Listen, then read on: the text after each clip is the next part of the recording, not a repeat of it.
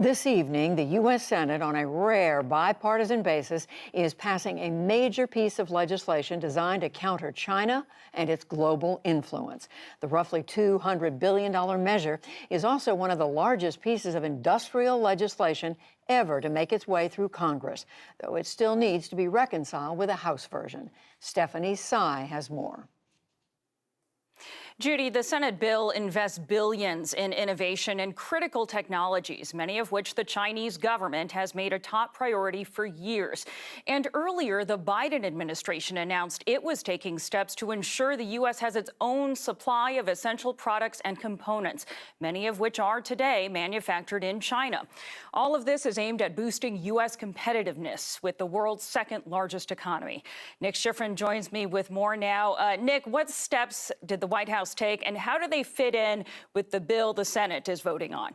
This is the White House and Congress making a statement that in order to take on China, the U.S. must focus on itself. So first, the White House Critical Supply Chain Assessment identifies four main areas of focus.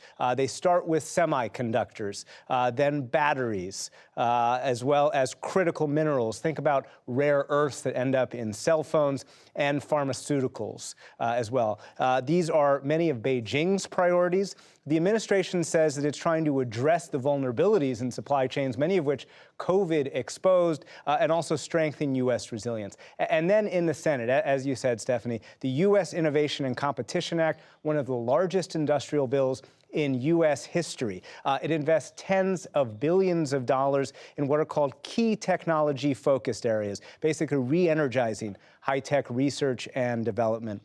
It also boosts semiconductor manufacturing, and it makes some diplomatic statements, a ban on U.S. diplomats going to the Beijing 2022 Olympics, and also another call for a COVID origins investigations. The sum of the parts today, Stephanie, once again, an attempt to make the U.S. stronger in order to take China on. And that bill is expected to pass the Senate next tonight with bipartisan approach. But what do critics say about this approach to China?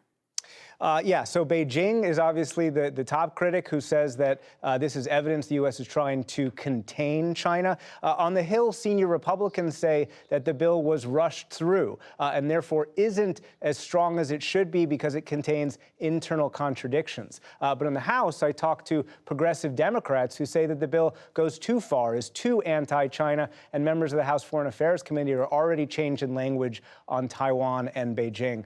We've talked to conservative and libertarian groups who say that the Senate shouldn't be in the business of choosing what research scientists do, and also call the bill protectionist. But in this polarized moment, Stephanie, this is a bipartisan statement that reflects the administration's argument that the U.S. can't only go on defense with China, can't only call out and punish Chinese behavior. It also needs to go on offense, and it needs to stay competitive in its technology. In order to take on China, it really needs to get its own house in order. And obviously some agreement that the federal government should subsidize some of those high technology companies, which is a shift. Nick Schifrin, thank you. Thank you.